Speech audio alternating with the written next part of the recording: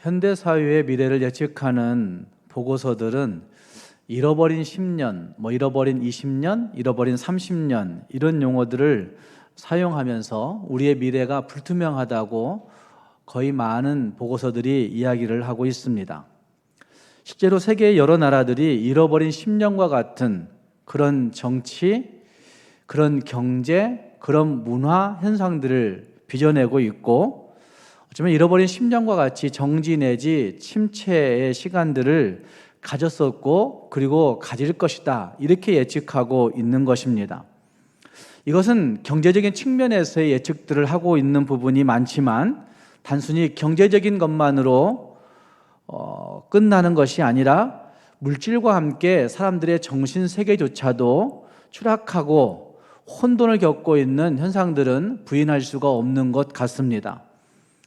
재미있는 통계들이 있습니다. 제가 몇 가지의 통계를 여러분들에게 좀 보여드리려고 하는데, 가장 먼저 보여드리고 싶은 통계는 한국인들의 꿈과 희망에 관한 그런 질문들을 해본 적이 있습니다. 작년 연말 지나가면서 한국 사람 성인 1000명을 향해서 설문을 나눴었는데, 5년에서 10년 안에 당신이 이루고 싶은 꿈이나 목표가 있느냐고 하는 질문에 77%의 사람들이 그래, 나는 이루고 싶은 꿈이 있다고, 이루고 싶은 목표가 있다고 그렇게 대답을 했습니다. 그리고 그 다음 설문에 보면, 그러면 그 이루고 싶은 꿈이, 이루고 싶은 목표가 무엇이냐고 구체적으로 물을 때 많은 사람들이, 53%의 사람들이 돈을 많이 모으고 싶다고 이야기하고 있습니다. 저축이나 투자 등으로 원하는 만큼의 돈을 모았으면 좋겠다, 그것이 목표가 되어 있고 그것이 꿈이 되어 있습니다. 뿐만 아니라 45%의 사람들은 은퇴 후에 여유롭게 살기 위한 꿈을 가지고 있습니다. 그것도 결국은 돈과 관련되어 있는 부분이 아닐까라는 생각을 해볼 때, 한국인의 절반 이상이 지금 가지고 있는 꿈은 다 돈하고 있다, 돈이라고 이야기하고 있다 라고 그렇게 생각해 볼 수가 있습니다.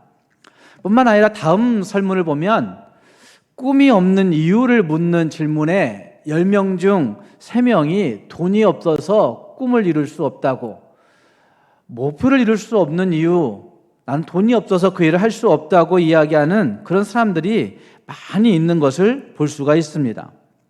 목표를 세우고 싶어도 실행할 만한 경제력이 부족하다, 이런 것이 31%의 사람들이 얘기하는 것이고, 또 어차피 내 인생은 내가 원하는 대로 살기 어렵다라고 이야기하는 사람들이 37%인 것을 보면, 거의 60% 이상의 사람들이 돈이 없어서 나는 내가 원하는 대로 인생을 살 수 없어 라고 그렇게 자포자기하고 있는 그런 모습이 있다고 하는 사실을 볼 수가 있습니다.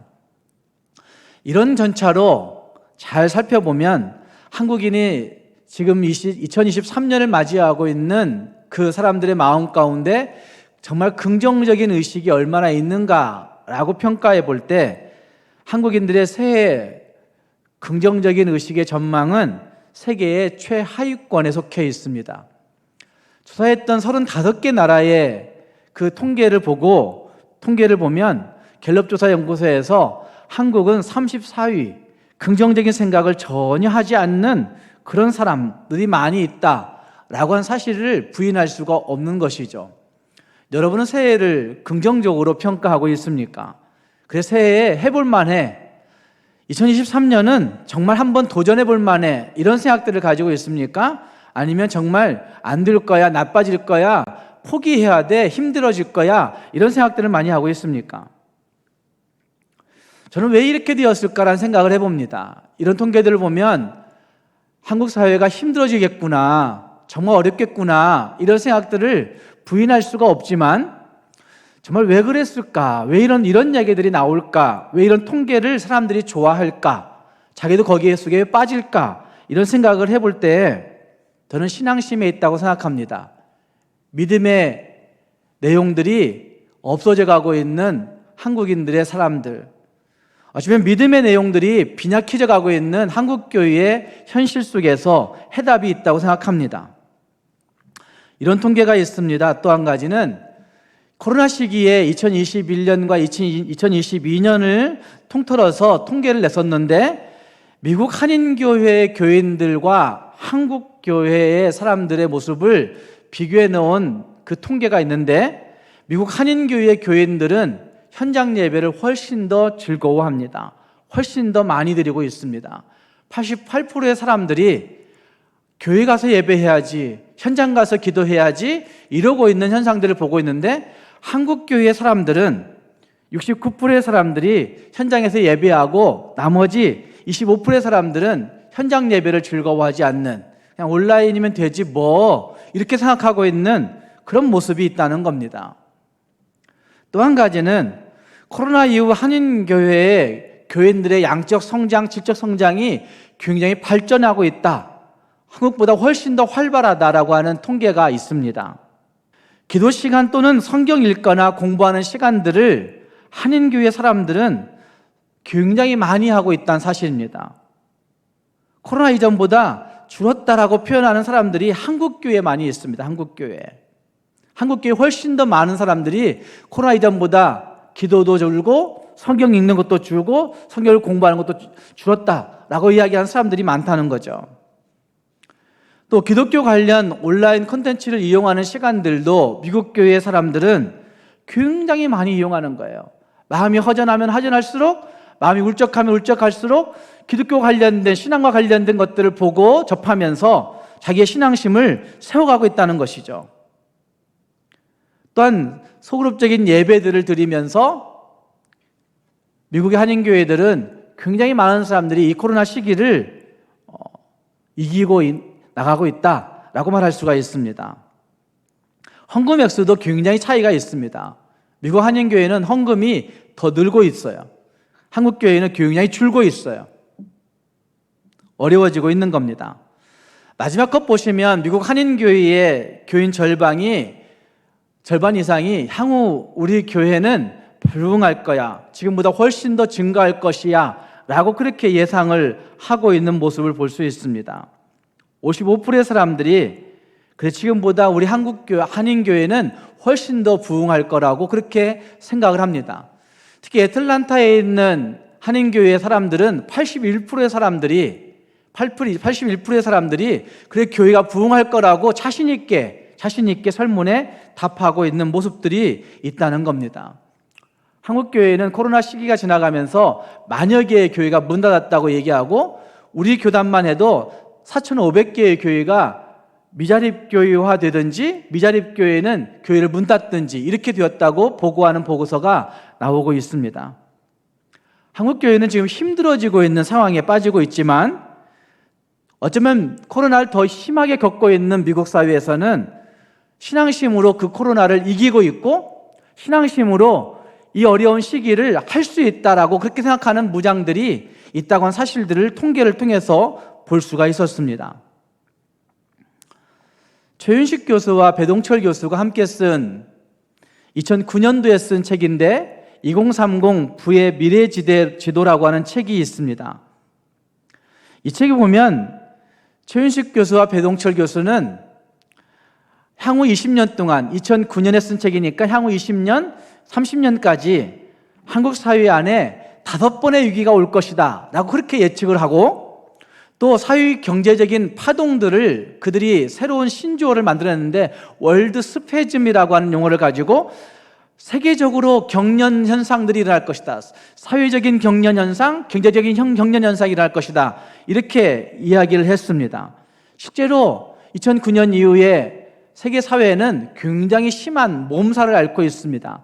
경제적인 몸살을 앓고 있고, 사회적인 몸살을 앓고 있고, 정치적인 몸살을 앓고 있고, 어쩌면 부의 이동을 두고, 권력의 이동을 두고 굉장한 몸살을 앓고 있는 현상들을 부인할 수가 없습니다. 그런데 최윤식 교수와 배동철 교수는 그 책에서 이 몸살 현상, 이 경련 현상, 월드 스페즘 현상을 잘 대처하면 엄청난 부와 엄청난 기회가 주어질 것이라고 그렇게 예측을 하고 있는 것을 그 책을 통해서 볼 수가 있습니다. 이런 현실에서 과연 예수 믿는 우리들은 무엇을 선택하고 무엇을 가지고 어떻게 살아가야 되겠습니까? 많은 성도들이 이제는 그냥 대충 살지 뭐 이렇게 생각하고 있는 경향을 한국 교회는 가지고 있습니다.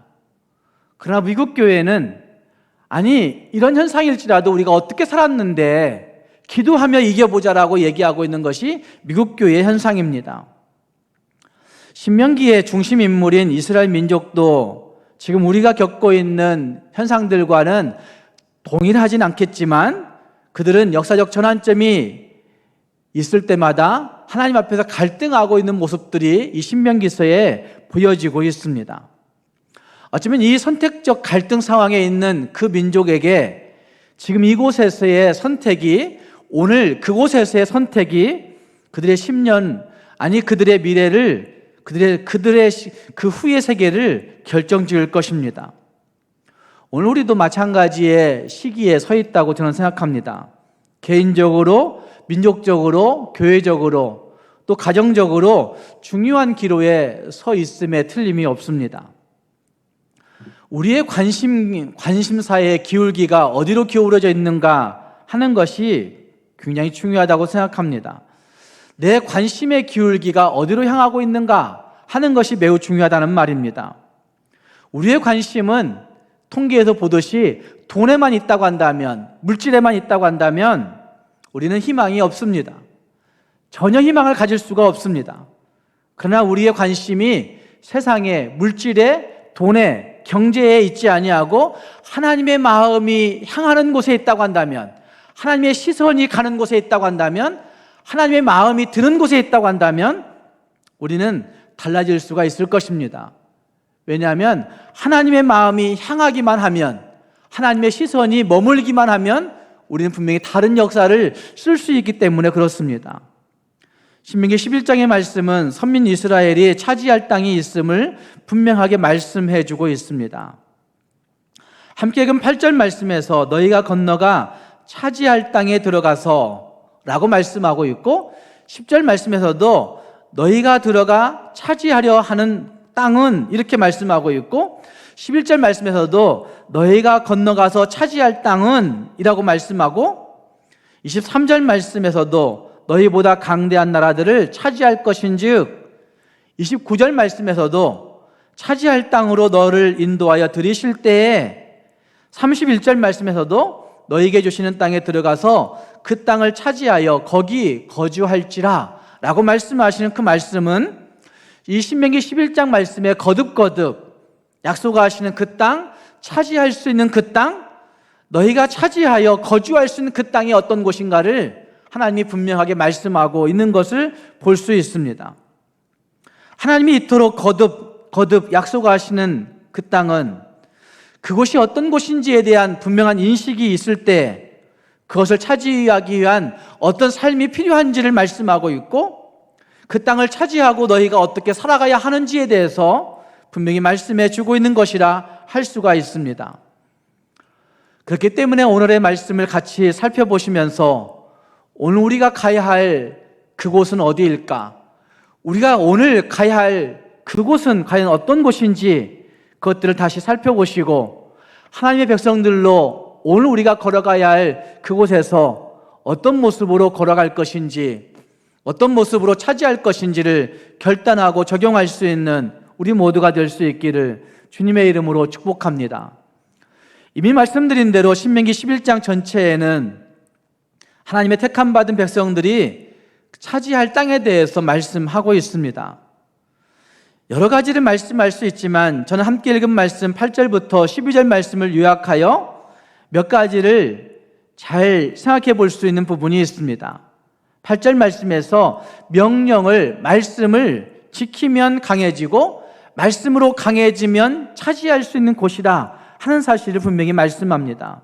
모든 명령을 지키라. 그 명령 지키면 너희가 강성할 것이요 너희가 건너가서 차지할 땅에서 그걸 차지하게 될 것이다. 말씀 지키면 강성해지고 말씀 지켜 강성해지면 그 땅 차지할 수 있다. 이렇게 말씀하신 말씀이 8절 말씀에 나오고 있습니다. 9절 말씀에서는 이렇게 말씀합니다. 여호와께서 맹세하여 주신다고 하신 그 땅은 그들과 그들 후손의 날이 장구하게 될 것이다 라고 그렇게 말씀하고 있습니다. 하나님이 맹세하여 주시겠다고 약속하신 그 땅이 있고, 그리고 그 땅에서 너희는 너희와 너희 후손들이 장구하게 될 땅이다라고 그렇게 말씀하고 있습니다. 10절 말씀에서는 너희가 들어가 차지하려는 그 땅은 애굽 땅과 같지 아니한 땅이라고 한마디로 말씀합니다. 애굽 땅과 같지 아니한 땅, 세상과 같지 아니한 곳, 세상의 방식으로 살 수 없는 곳, 세상의 방식이 아닌 하나님의 방식으로 살 수 있는 곳, 이렇게 말씀하고 있는 말씀이 10절 말씀에 나오고 있는 말씀이죠. 11절 말씀에서는 그렇게 말씀하십니다. 그 땅은 하늘에서 내리는 비를 흡수하는 땅, 하늘에서 내리는 비를 흡수하는 땅이라고 말씀합니다. 하늘에서 내리는 복을 가지고 살아가는 땅, 이렇게 얘기할 수도 있을 겁니다. 12절 말씀에서는 하나님 여호와께서 돌봐주시는 땅이라고 그렇게 말씀하고 있습니다. 하나님 여호와께서 돌보아 주시는 땅이라 라고 말씀합니다. 그리고 12절 말씀 또 한 가지는 연초부터 연말까지, 아니 연말부터 연초까지 여호와의 눈이 항상 그 위에 있는 땅이라고 말씀하고 있습니다. 8절 말씀에서 12절 말씀에 등장하는 이 6가지의 내용만 잘 숙지하셔도, 그래 하나님 아버지가 새해에 우리에게 무엇 주시고자 약속하시는 것이구나, 2023년에 우리에게 하나님이 어떤 것을 예비해 놓고 계시구나 라고 하는 사실을 분명하게 알 수가 있을 것입니다. 어쩌면 이 말씀만 가지고 있어도 하나님이 약속하신 그 땅은 이런 곳이구나 라고 확신하고 믿어도 오늘을 잘 걸어갈 수가 있을 것이라고 저는 생각합니다. 오늘 가야 할 그곳에서 정말 자신 있게 담대하게 갈 수 있을 것이라고 생각합니다. 여러분, 이 6가지의 내용 가운데 여러분은 어떤 말씀이, 어떤 내용이 가장 마음에 와 닿습니까? 정말 우리가 붙들어야 할 가장 중요한 내용은 여러분은 무엇이라고 생각합니까? 하나님이 차지하게 하시는 것이구나, 하나님이 차지하게 하시는 그 땅에서 장구하게 될 것이구나, 하늘에 내리는 비를 흡수하는 땅이구나, 하나님 여호와께서 돌봐주시는 땅이구나, 이런 내용들을 여러분은 마음에 담고 계십니까? 저는 이 모든 구절을 다 섭렵할 수 있는, 통틀어 주시는 핵심이 하나님 여호와의 눈이 항상 그 위에 있다는 것으로 저는 생각합니다. 12절 말씀의 하반절에 등장하고 있는 그 말씀, 너희 하나님 여호와의 눈이 항상 그 위에 있느니라 라고 한 말씀이 이 모든 구절을 다 통틀어 섭렵하고 있다는 말입니다. 하나님의 눈이 항상 그 위에 있다는 말씀은 하나님이 보고 계시는 것을 말씀하고 있는 것이죠. 하나님의 눈이 항상 그 위에 있다는 말씀은 하나님의 보호가 있다는 것이죠. 7절 말씀에서 너희가 너희 여호와께서 행하신 이 모든 큰 일을 너희의 눈으로 보았느니라 라고 말씀하시는 그 말씀 보시면 하나님의 눈과 그리고 이스라엘 민족의 눈을 대조하여서 하나님의 눈이 너희를 항상 그 위에 머물러 있는데 너희는 하나님의 눈이 그렇게 머물러 있는 것을 너희의 눈으로 목도했었느니라 라고 그렇게 7절 말씀에서는 말하고 있는 것을 볼 수 있습니다. 하나님의 눈이 머무는 곳은 2절 말씀에서 말하고 있는 것처럼 상한 손과 펴신 팔로 너희를 보호하시는 그곳이고, 3절 말씀에서는 이적과 기사가 있는 것으로 하나님의 눈이 그곳에 있음을 보여내는 것이고, 4절 말씀에서는 여호와께서 행하신 일, 곧 덮어 멸하시는 일들도 하나님의 눈이 그곳에 머물러 있을 때 이런 일들이 벌어지는 것이죠. 더 나아가서 5절 말씀에서는 광야에서 행하신 보호하심과 인도하심도 하나님의 눈이 머물러 있을 때 보호하시기도 하시고 인도하시기도 하시는 것이죠. 6절 말씀에서는 그런 말씀이 있습니다. 모든 것을 삼키게 하신 일들이 있습니다. 하나님이 죄를 싫어하시기에 그것들을 다 삼켜버리시는 일들도 하나님의 눈이 거기를 지켜보고 계시기에, 하나님의 눈이 거기에 머물러 있으시기에 그런 일들이 벌어지고 있는 일들을 표현하고 있는 것이죠. 그런 일들을 보면서 이스라엘 민족은 그래, 하나님이 역사하심을 우리의 눈으로 보았다, 하나님이 일하심을 우리의 눈으로 보았다, 이렇게 고백하는 말씀이 7절 말씀에서 나타나고 있는 것입니다. 하나님의 눈이 머물러 있을 때 그곳에 하늘에서 내리는 비가 흡수되는 것입니다. 하나님의 눈이 항상 머물러 있을 때 거기에 여호와의 보호하심이 있게 되는 것입니다. 하나님의 눈이 항상 그 위에 있을 때 연초부터 연말까지 우리가 사는 모든 시간의 울타리 안에서 더 풍성한 하나님의 역사하심을 기대할 수 있게 되는 것입니다. 그래서 하나님의 백성들이 진짜 기대해야 되는, 진짜 하나님의 백성들이 간절하게 바라고 소원해야 되는 가장 큰 축복은 하나님의 눈이 나에게 머물러 있는 것이라 생각합니다. 하나님의 눈이 우리 가정에 머물러 있는 것이고, 하나님의 시선이 내게 있는 것이고, 하나님의 시선이 나를 향하여 있어 주기만 하시면 좋겠다고, 하나님의 시선이 우리 자녀들을 향하여 항상 머물러 계시면 좋겠다고, 이걸 기대해야 된다는 말입니다. 사랑하는 성도 여러분, 하나님의 시선이 어떻게 느껴지십니까? 하나님이 나를 항상 주시하여 보신다 라고 하는 그 시선을 거부하지 마시길 바랍니다. 하나님의 시선에 부담스러움을 느끼지 마시기 바랍니다. 오히려 하나님의 눈이 나와 우리 가정의 모든 것들을 속속들이 받아보고 계셔야만이, 나와 우리 가정의 모든 것들을 사사치 살펴보고 계셔야만이 우리가 살 수 있다고 인정하면서 하나님의 시선이 우리를 바라보고 있음에 감사하고 만족해할 수 있는 우리 모두가 될 수 있기를 주님의 이름으로 축복합니다.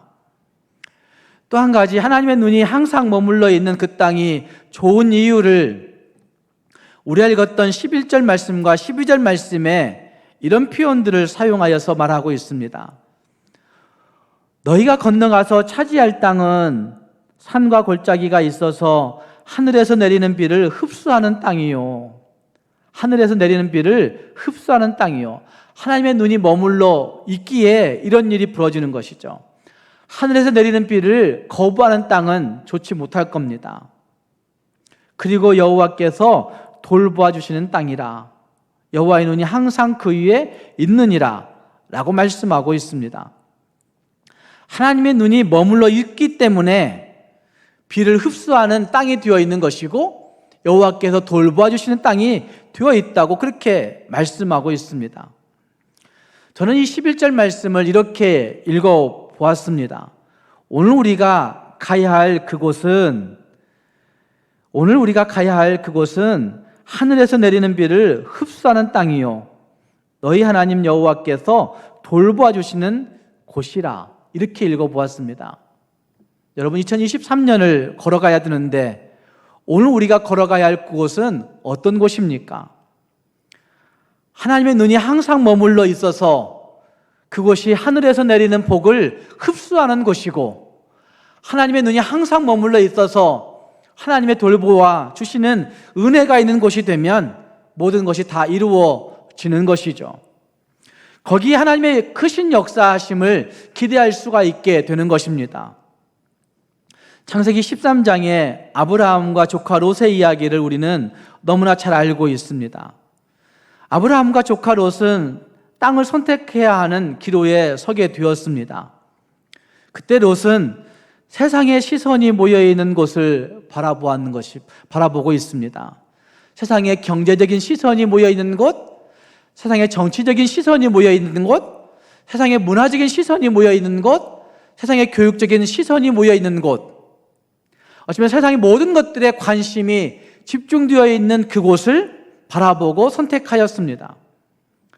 그러나 아브라함이 바라보고 있는 곳은 하나님이 보여주시는 곳을 바라보고 있는 것입니다. 하나님이 보여주시는 곳, 하나님이 복 주실 곳을 지정하는 그곳을 바라보고 있는 것입니다. 창세기 13장을 보는 것, 눈과 관련된 분명한 대조가 등장합니다. 창세기 10장 10절 말씀에 이렇게 시작합니다. 롯이 눈을 들어 땅을 보았다 라고 기록하고 있습니다. 롯이 눈을 들어 요단 지역 그 땅을 보았다, 온 땅에 물이 넉넉하니 라고 그렇게 표현하고 있습니다. 14절 말씀에서도 이런 말씀이 있습니다. 14절 말씀에 아브라함이 눈을 들어 북쪽과 남쪽, 동쪽과 서쪽 땅을 보았다, 이렇게 표현하고 있는 것이죠. 어떤 땅을 보느냐라고 하는 말씀이 이 창세기 13장 10절 말씀과 14절 말씀의 대조인 것이죠. 어떤 땅을 보고 있느냐? 다 똑같은 시기에 똑같은 공간에서 땅을 보고 있는 것입니다. 땅을 보고 있는 사람들의 모습이 거기에 등장하고 있는 것이죠. 어떤 땅을 보고 있느냐에 따라서, 어떤 땅을 어떻게 보고 있느냐에 따라서 그가 축복의 사람이 되기도 하고 그가 저주의 사람이 되고 있는 그런 모습이 창세기 13장에 명백하게 나눠지고 있다는 말입니다. 이에 롯이 눈을 들어 요단들을 바라본즉 소알까지 온 땅에 물이 넉넉하니 여호와께서 소돔과 고모라를 멸하시기 전이었는 고로 여호와의 동산 같고 애굽 땅과 같았더라 라고 하는 말씀이 10절과 11절에 등장하죠. 롯이 바라본 그 땅은 하나님이 멸하시기 전이었기 때문에 그 땅이 여호와의 동산 같은 모습으로 달콤함이 보여졌던 것이죠. 애굽 땅과 같은 풍성함이 보여지는 것으로 세상의 물질과 돈의 꿈과 목표를 걸고 있는 온 세상, 이 세상 사람들의 그 모든 것들이 거기에 담겨 있는 것 같은 그런 모습이 거기에 있었다는 말입니다. 물이 넉넉했다고 말하고 있습니다. 양을 먹이기에 안성맞춤인 그런 땅이었습니다. 물이 넉넉했으니 그 땅에서는 농사도 잘 지을 수 있을 것이라고 생각했을 것입니다. 여호와의 동산 같았다라고 말씀은 어쩌면 이곳에 하나님이 함께 하시는구나 라고 착각할 정도의 모습이 있었던 것을 볼 수가 있습니다. 애굽 땅과 같았다라고 한 표현은 어쩌면 그 도시의 화려함을 바라보고 있는 그런 모습이었을 것입니다. 도시 문명에 화려한 꽃을 피울 수 있을 것 같은. 그러나 여러분, 우리가 잘 알고 있듯이 소돔과 고모라는 어떤 땅이었습니까? 그 땅은 역사적으로 가장 무서운 심판을 받았던 그런 땅이었습니다.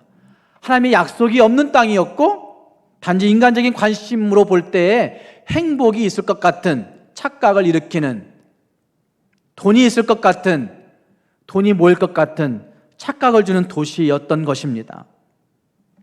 조카 롯이 그곳을 바라보고 테카에 간 후에 하나님은 아브라함에게 14절 말씀에서 말합니다. 너는 눈을 들어 너 있는 곳에서 남쪽, 북쪽과 남쪽, 그리고 동쪽과 서쪽을 바라보라고 말씀하십니다. 여러분, 아브라함에게 있어서 복이 무엇일까? 이런 생각 해봅니까? 여러분, 아브라함에게 복이 무엇이라고 생각합니까? 올해 우리 교회 표어가 하늘의 복으로 세상의 복이 되자 이렇게 얘기하는 게 아브라함의 복이거든요. 아브라함의 복은 무엇이라고 여러분 생각하십니까? 아브라함의 복은 눈이 열리는 것입니다. 하나님이 바라보게 하시는 것들을 바라볼 수 있는 그 눈이 열리는 것. 하나님이 그곳을 바라보라 하실 때 바라볼 수 있는 눈이 열리는 것. 이게 하늘의 복인 것이죠. 너는 눈을 들어 너 있는 곳에서라고 말씀하실 때 하나님은 이미 그곳을 향하여 보고 계셨던 것이죠. 너는 눈을 들어 너 있는 곳에서 북쪽과 남쪽을, 동쪽과 서쪽을 이렇게 말씀하실 때 하나님은 이미 그곳을 향하여 계신 것이죠. 하나님의 시선이 닿고 있는 곳, 하나님이 먼저 바라보고 계시는 곳, 그것을 말씀하고 있다는 말입니다. 하나님이 바라보고 계시는 것을 함께 바라볼 수 있는 것, 이것이 바로 아브라함의 복인 것이죠.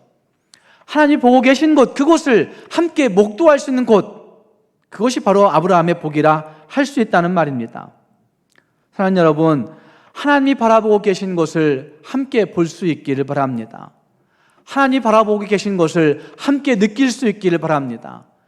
하나님이 바라보고 계신 것들을 우리의 마음을 향하여 집중할 수 있기를 바랍니다. 그러면 그곳에 진짜 복이 있다는 말입니다. 믿음이 좋아진다는 것을 여러분 무엇이라고 생각하십니까? 믿음이 좋아진다는 것도 마찬가지 시야가 넓어지는 것을 의미합니다. 하나님의 시야로 넓어지는 것. 우리의 시야는 세상 것들로 넓어진 것 같지만 세상 것으로 바라볼 때마다 우리의 시야는 좁아지게 되어 있습니다. 돈만 보게 되는 시야가 좁아집니다. 다른 것 보지 못합니다. 관계도 보지 못하고 주변 사람을 보지 못하고 하나님을 보지 못하게 만드는 시야가 좁아집니다. 그러나 하나님의 시선으로 바라보게 되면 우리의 시야가 넓어지게 되는데 믿음이 좋아진다는 것은 이 시야가 넓어지는 것입니다. 예수 믿고 은혜 받으면 사람이 변화되게 되는데, 예수 믿고 은혜 받아 사람이 변화되게 되면 사소한 일에 집착하지 아니하고 하나님의 것으로 세상을 바라보게 되는 그 모습으로 말미암아 하나님과 함께 보고 함께 느끼고 하나님과 함께 살게 되는 그런 모습이 거기에 있게 된다는 말입니다. 그것이 하늘에서 내리는 비를 흡수하는 것과 같은 것이죠. 하나님은 그 차지할 땅에서, 오늘 우리가 걸어가야 할 그곳에서 하나님의 복을 예비해 놓고 계시고 하늘에서 내리는 비를 우리에게 준비하고 계십니다.